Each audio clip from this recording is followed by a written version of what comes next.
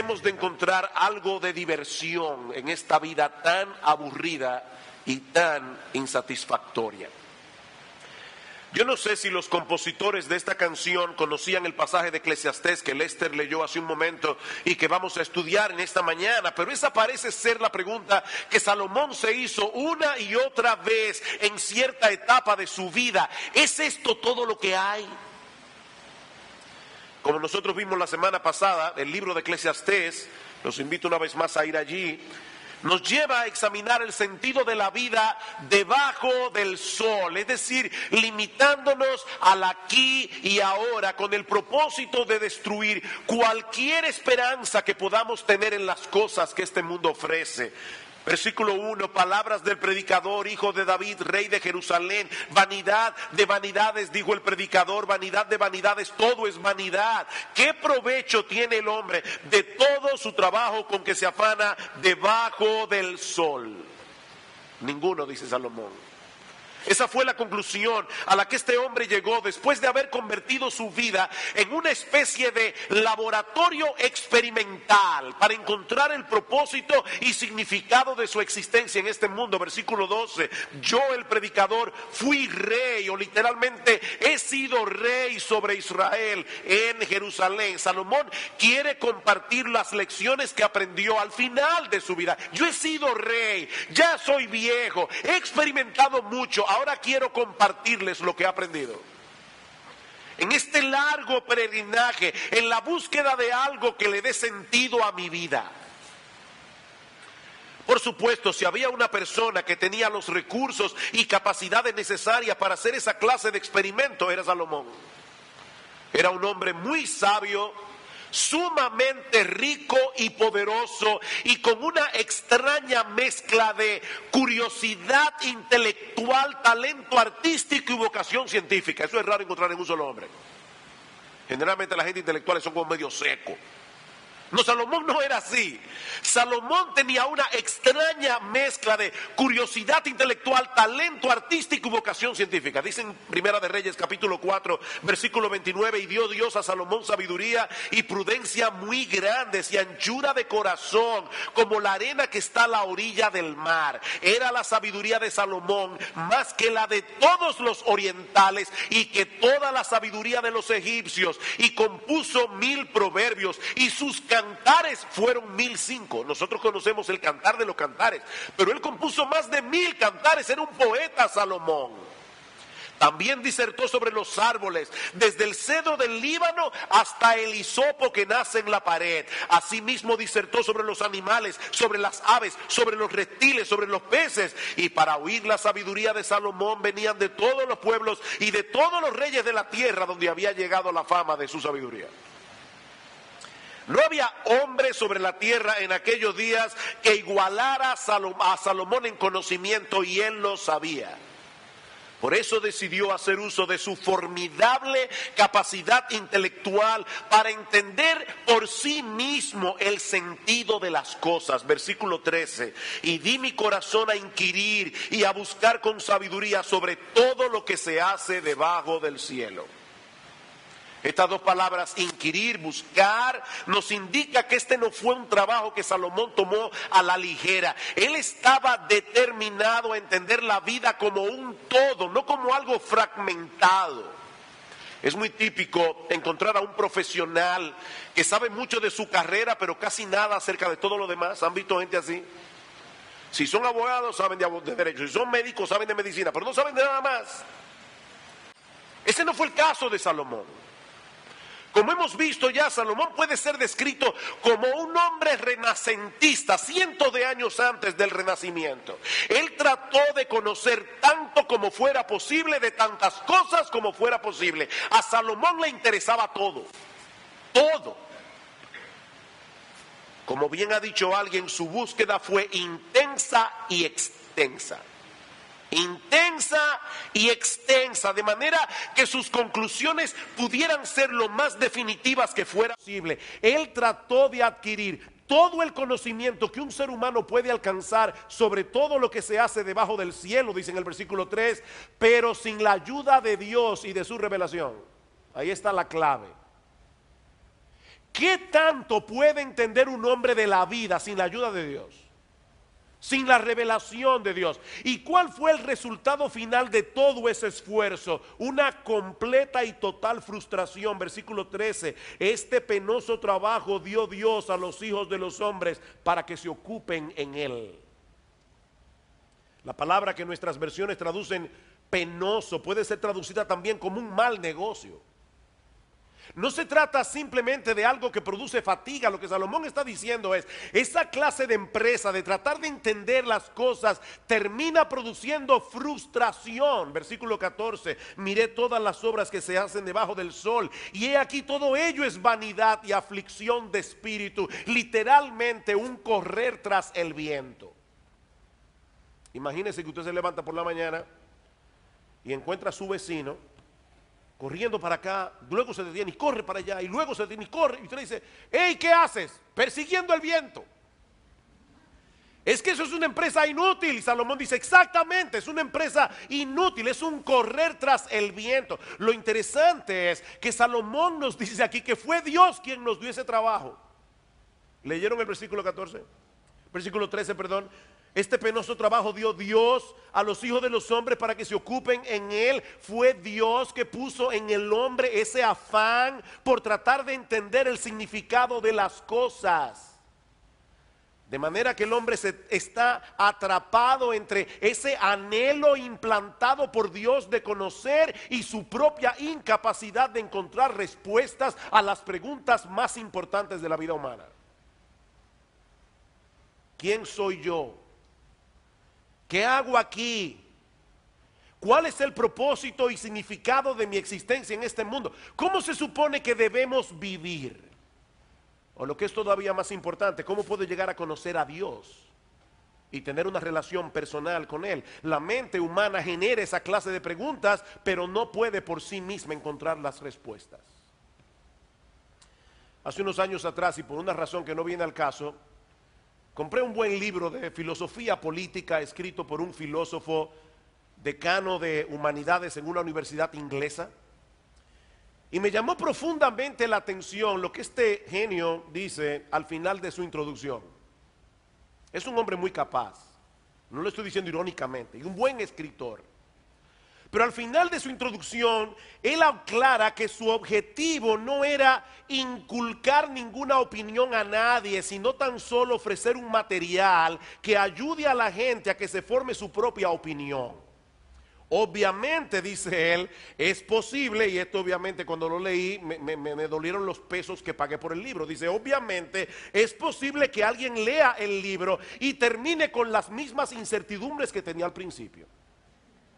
Sin embargo, oigan esto, no deberíamos subestimar el progreso que se ha hecho cuando se pasa de la ignorancia confusa a la perplejidad informada. He ahí lo único que puede ofrecer la sabiduría de este mundo. Ayudarte a tener una perplejidad informada que seguramente generará otras preguntas y que te hará más consciente de la enorme cantidad de problemas sin solución que hay en este mundo. Eso fue lo que Salomón entendió. Después de una larga e intensa labor intelectual, versículo 15, lo torcido no se puede enderezar y lo incompleto no puede contarse. No solo tenemos una existencia enigmática en este mundo, una existencia que no podemos entender del todo, sino que hay muchas cosas torcidas que probablemente, mis amados hermanos y amigos que están aquí, permanecerán torcidas. En una de las caricaturas de Quino aparece Mafalda escuchando la radio, y en la radio decía, el Papa ha hecho un nuevo llamado a la paz, a lo que Mafalda responde, y le dio ocupado como siempre, ¿no? Alguien decía que si dedicamos nuestro tiempo y energía tratando de enderezar todo lo que está torcido, nos quedaremos sin nada para vivir nuestra propia vida. Ahora, yo no estoy diciendo, mis amados hermanos, que lo que el hombre hace para mejorar de alguna manera los males sociales sea completamente inútil, no. Gracias al Señor que hay personas que hacen cosas a favor de la sociedad, pero debemos ser realistas. Hay un montón de cosas en este mundo que no podemos cambiar. Y por cada cosa que mejora, hay 1000 que empeoran. ¿O no es así? De hecho, mis hermanos, ¿saben qué? Hay cosas que Dios decretó que permanezcan torcidas hasta que Cristo regrese en gloria. Dice en Eclesiastés capítulo 7 versículo 13, mira la obra de Dios, porque ¿quién podrá enderezar lo que Él torció? Nadie. Mire, si Dios lo torció, nadie lo puede enderezar. Eso es parte de la maldición de Dios sobre este mundo caído por causa del pecado. Lo torcido no se puede enderezar y lo incompleto no puede contarse. Pero a pesar de eso, Salomón no se dio por vencido. Versículo 16, hablé yo en mi corazón diciendo, he aquí yo me he engrandecido y he crecido en sabiduría sobre todos los que fueron antes de mí en Jerusalén, y mi corazón ha percibido mucha sabiduría y ciencia, y dediqué mi corazón a conocer la sabiduría y también a entender las locuras y los desvaríos, y conocí que aún esto era aflicción de espíritu. Las locuras y los desvaríos. ¿De qué está hablando Salomón aquí? Bueno, así como la sabiduría, la verdadera sabiduría es el temor del Señor, la necedad, según lo que la Biblia la presenta, es vivir sin tomar a Dios en cuenta. De manera que lo que Salomón está diciéndonos aquí es que él quiso investigar a fondo ambos estilos de vida, el estilo de vida del sabio, el estilo de vida del necio, para hacer un contraste. Pero a la larga entendió que aún la adquisición de esa clase de conocimiento era más frustrante que satisfactoria. Versículo 17, conocí que aún esto era aflicción de espíritu. No fue el fracaso de su empresa lo que hizo a Salomón sentir frustrado. Fue el hecho de haber tenido éxito. O sea, Salomón está diciendo, ya conseguí lo que quería, entendí muchas cosas, ¿y ahora qué? ¿Soy más feliz por eso? ¿Comprendo mejor el propósito de mi existencia en este mundo? No, más bien he descubierto que en la medida que aumenta el conocimiento, también aumentan los problemas. Versículo 18, porque en la mucha sabiduría hay mucha molestia, y quien añade ciencia añade dolor, literalmente añade irritación. Alguien tradujo este versículo, mientras más entiendes, más te duele. Perseguir el conocimiento sin perseguir a Dios usualmente lleva a un camino de mucha frustración. ¿Ustedes se han dado cuenta que muchos de los hombres inteligentes de este mundo son los más cínicos y los más pesimistas? Son la gente más amargada del planeta muchas veces. Y no es que haya nada de malo en el conocimiento y la sabiduría per se. De hecho, el mismo autor de Eclesiastés nos dirá más adelante, y lo veremos la semana que viene, que la sabiduría sobrepasa la necedad como la luz a las tinieblas. Es mejor ser un sabio que ser un necio, relativamente hablando. Pero perseguir la sabiduría como un fin en sí misma, pensando que de ese modo vamos a dar sentido a nuestra existencia en este mundo y tener una vida más plena y feliz, tarde o temprano termina en frustración. A medida que aumenta el conocimiento, más se apercibe el hombre de las cosas que están mal en esta vida y más se da cuenta de las cosas que no sabe. Decía Joan Manuel Serrat en una de sus canciones, andar y andar buscando verdades para encontrar siempre otra pregunta, ir y venir y no llegar nunca. Esa es la vida del hombre sobre la tierra. Mientras más sabes, más cuentas te das de lo que no sabes y de que hay muchas cosas que tú ni siquiera sabes que no sabes. Nuestra ignorancia es tan grande que hay muchas cosas que nosotros ignoramos que ignoramos. No sabemos que no las sabemos. Usted ve, pastor, por eso es que yo no me afano buscándole las 5 patas al gato. Yo soy una gente simple que prefiere gozar de la vida todo lo que pueda mientras pueda. Esa es mi filosofía de vida. Bueno, si es así como tú piensas, escucha lo que dice Salomón al respecto, porque él también probó con ese estilo de vida. Capítulo 2, versículo 1. Dije yo en mi corazón, ven ahora, Te probaré con alegría y gozarás de bienes, mas he aquí esto también era vanidad.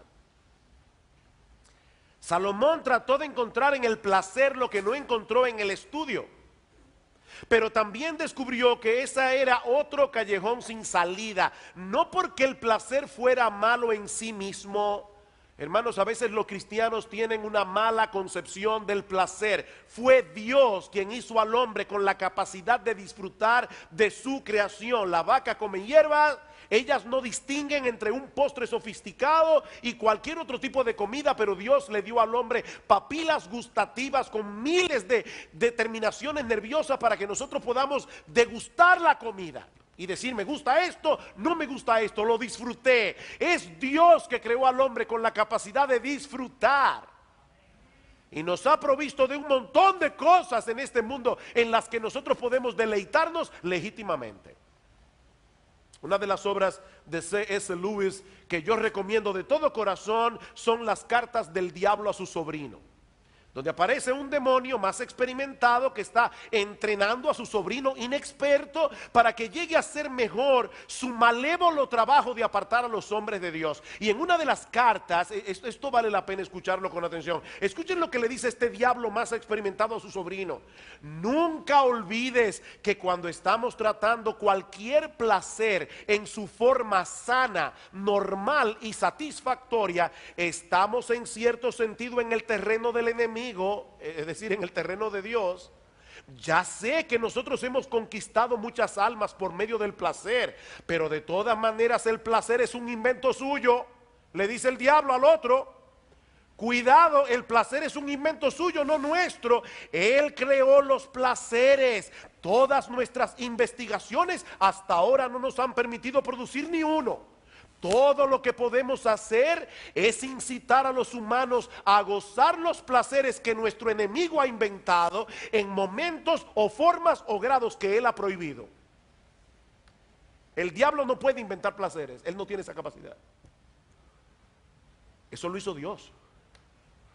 Pablo dice en 1 Timoteo capítulo 6 versículo 17 que Dios nos da todas las cosas en abundancia. ¿Para qué, hermanos? Para que las disfrutemos.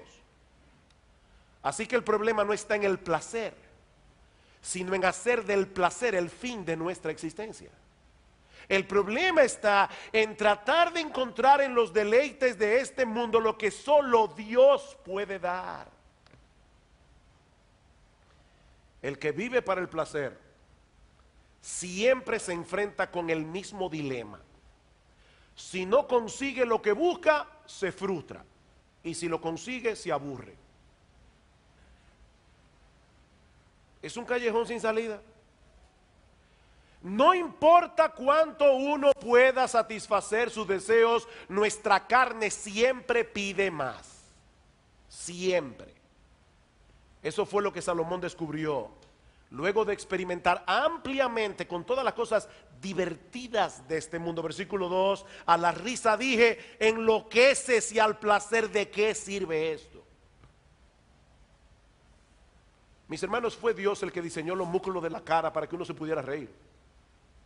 Es bueno reírse, es bueno, pero tomarlo todo a la ligera y vivir de frivolidad en frivolidad, tarde o temprano pervierte el carácter del hombre. Es en ese sentido que Salomón usa la palabra enloquecer aquí. Él no está hablando de locura mental, como bien señala un comentarista. Esta expresión no señala una anomalía mental, sino una perversión moral.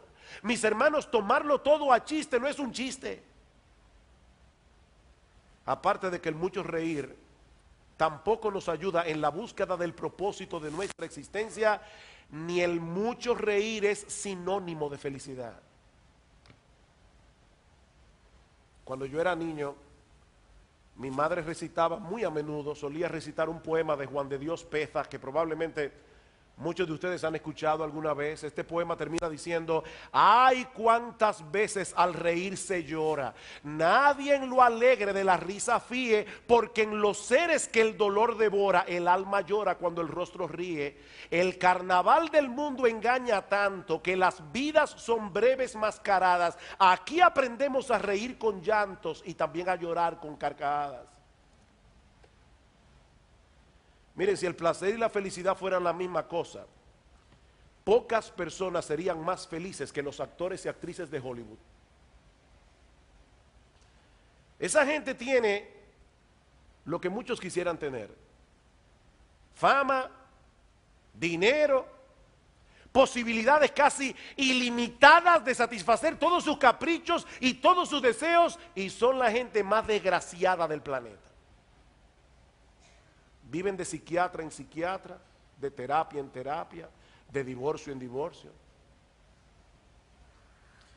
Miren, mis hermanos, una cosa es tener momentos fugaces de alegría y de deleite, otra muy distinta es experimentar la verdadera felicidad, como Salomón descubrió después de experimentar una larga lista de placeres. Versículo 3: propuse en mi corazón agasajar mi carne con vino, y que anduviese mi corazón en sabiduría con retención de la necedad, hasta ver cuál fuese el bien de los hijos de los hombres, en el cual se ocuparan debajo del cielo todos los días de su vida. Aclaro, este es un texto de difícil interpretación, pero lo que Salomón parece estar diciendo aquí es que él trató de disfrutar del vino, pero sin caer en excesos, de tal manera que nunca perdiera su capacidad de razonamiento. En otras palabras, él estaba llevando a cabo un experimento controlado. Un experimento controlado que lo llevó a descubrir que el vino no era la respuesta. Así que decidió tomar otro rumbo, dedicarse a grandes proyectos de construcción. Versículo 4: engrandecí mis obras, edifiqué para mí casas, planté para mí viñas, me hice huertos y jardines, y planté en ellos árboles de todo fruto, me hice estanques de aguas para regar de ellos el bosque donde crecían los árboles. No sé si se dieron cuenta, pero hay dos cosas que llaman la atención en este texto. Una, la repetición de plurales que Salomón está usando aquí. Él no hizo una casa, él se hizo casas. Él no plantó una viña, él plantó viñas. Él hizo huertos y jardines y estanques. Pero lo otro que llama la atención es la repetición del pronombre posesivo mi. Él no estaba haciendo obras públicas para el deleite de Jerusalén. Él estaba haciendo obras para él. Yo me hice casas, yo me hice estanques, yo me hice huertos. Salomón trató de reproducir el huerto del Edén en la tierra, construir su propio paraíso terrenal. Y tenía el dinero para hacerlo. Y no olvidemos que este hombre llegó a tener 700 esposas y 300 concubinas. Un harén de 1000 mujeres. Tal vez por eso es que tenía que hacer tantas casas. Yo imagino a las esposas: yo quiero una ventana aquí y una ventana allí.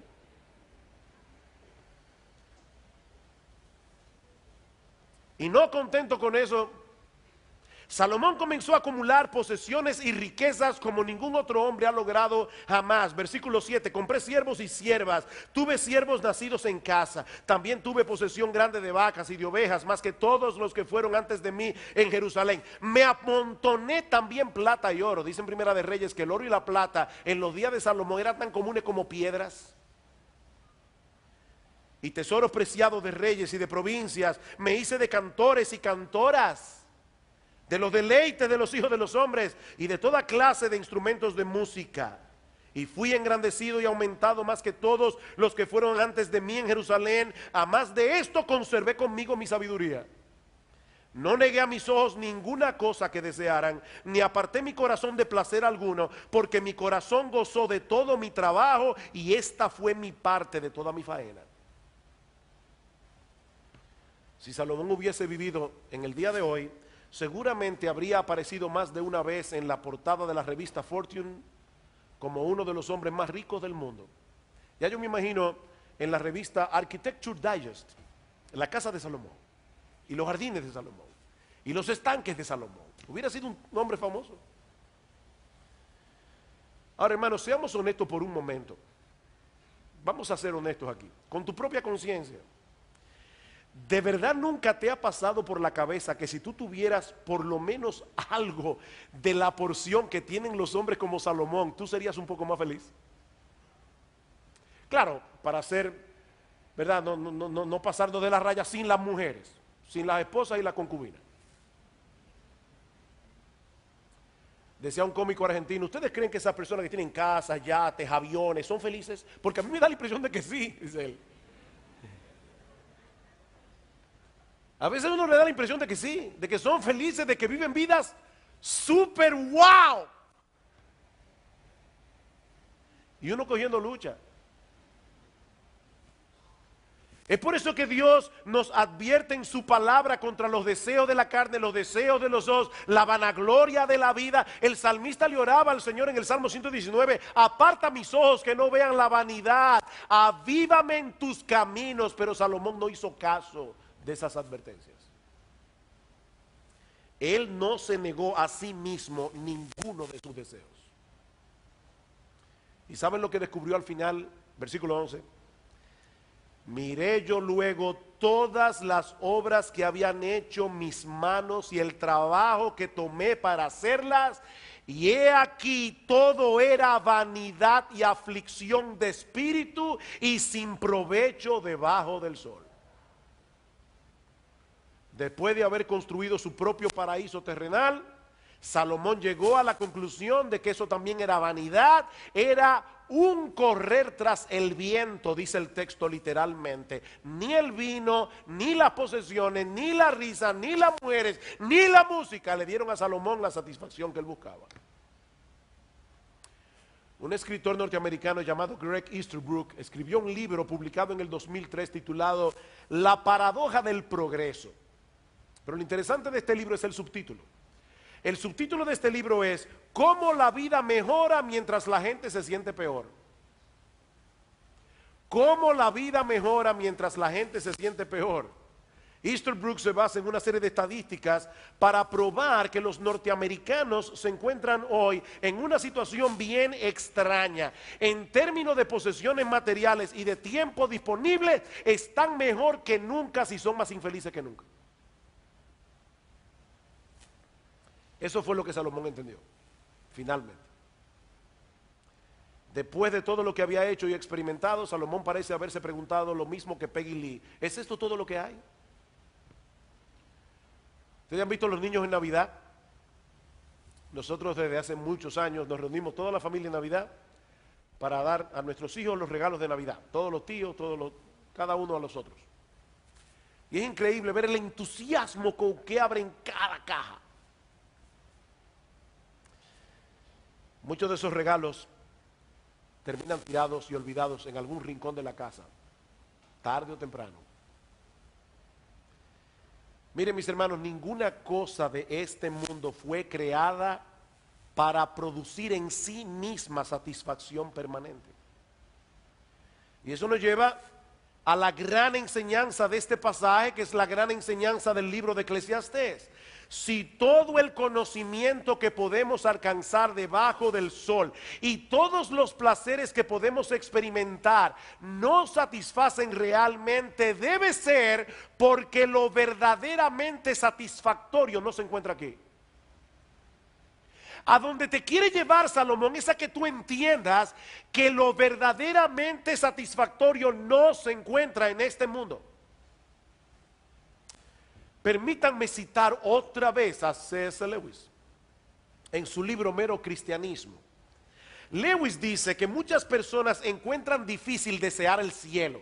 Claro, hay mucha gente que quiere vivir para siempre, pero yo me refiero, y él también, al cielo tal como la Biblia describe el cielo. Muchas personas encuentran difícil desear el cielo, y dice él esto por dos razones. La primera es que hemos sido entrenados para fijar nuestras mentes en las cosas de este mundo. La segunda es porque no somos capaces de reconocer el deseo del cielo que todos llevamos dentro.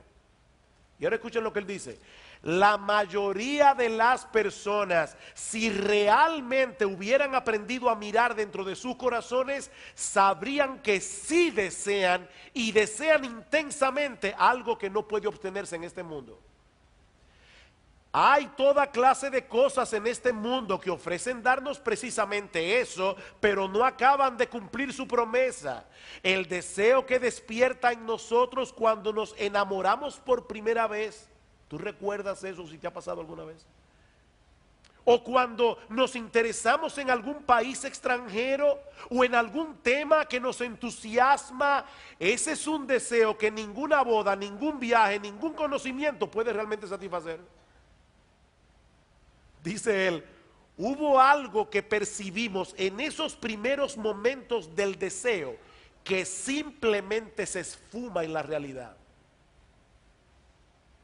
Tú estabas deseando eso intensamente. De repente lo tienes y es como si se esfumara en tus manos.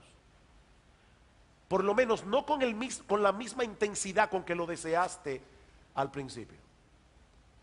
Queridos hermanos y amigos que están aquí en esta mañana, nosotros fuimos creados para encontrar nuestro deleite y satisfacción en Dios. Si lo dejamos a Él fuera de la ecuación, no importa cuánto conocimiento logremos adquirir o cuántos placeres terrenales podamos experimentar, tarde o temprano terminaremos frustrados. Es por eso que Dios nos dice a través del profeta Jeremías: no se alabe el sabio en su sabiduría, ni en su valentía se alabe el valiente, ni el rico se alabe en sus riquezas, mas alabes en esto el que se hubiere de alabar, en entenderme y conocerme que yo soy Jehová, que hago misericordia y juicio y justicia en la tierra, porque estas cosas quiero, dice Jehová. No se alabe el sabio en su sabiduría. El apóstol Pablo en 1 Corintios capítulo 1 versículo 19 cita al profeta Isaías hablando Dios diciendo: yo destruiré la sabiduría de los sabios y desecharé el entendimiento de los entendidos. Mis hermanos, la sabiduría humana es muy limitada y no puede encontrar por sí misma todas las respuestas.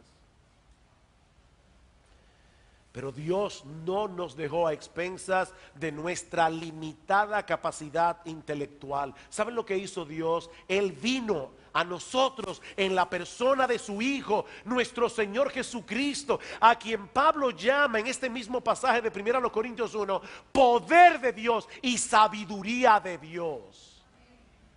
La sabiduría se encarnó. El libro de Eclesiastés plantea las preguntas, pero solo Cristo tiene las respuestas. Porque en Él están escondidos todos los tesoros de la sabiduría y del conocimiento, dice Pablo en Colosenses capítulo 2, versículo 4. Nadie podrá entender el propósito y significado de la vida. Nadie podrá conocer su propia identidad hasta que la encuentre en Cristo. Y con esto yo no estoy diciendo que tan pronto nos convertimos al Señor, entendemos todas las cosas y conocemos todas las respuestas. No, mis hermanos, hay muchas interrogantes que no serán respondidas de este lado del cielo. Pero los cristianos sabemos con certeza de que algún día estaremos en la presencia de nuestro bendito Señor y Salvador. Y ¿saben qué? Todas nuestras inquietudes serán respondidas.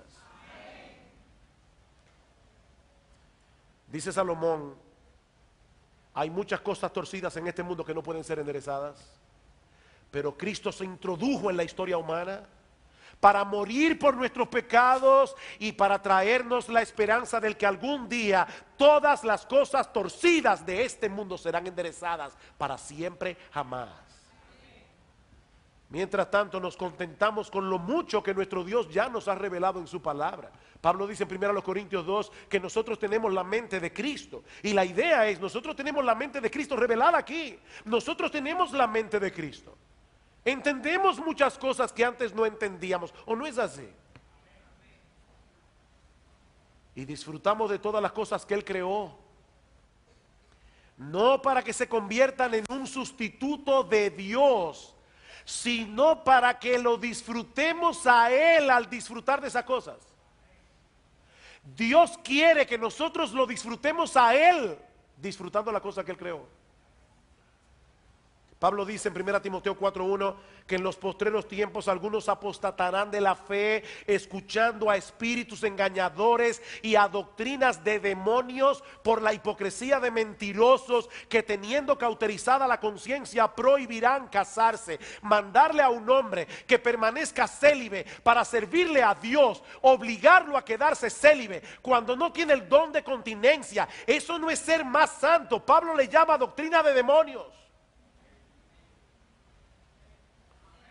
Y mandarán abstenerse de alimentos que Dios creó para que con acción de gracia participasen de ellos los creyentes y los que han conocido la verdad, porque todo lo que Dios creó es bueno y nada es de desecharse si se toma con acción de gracias. Mis hermanos, déjenme hacerles una pregunta. ¿Acaso no fue Dios el que creó la vid con la capacidad de aspirar agua a través de sus raíces y con la ayuda del sol convertir el agua en jugo y luego fermentarse para convertirse en vino? ¿Quién creó ese mecanismo? Fue Dios. Así que a través de la historia, ¿saben que Dios ha estado convirtiendo el agua en vino un montón de veces? Es Dios el que lo hace, pero los hombres prefieren atribuir esa clase de placeres a un proceso natural y así desconectarlo de la bondad de Dios y poder abusar del vino a su antojo. Pero entonces vino Cristo y en las bodas de Caná dejó el asunto al descubierto.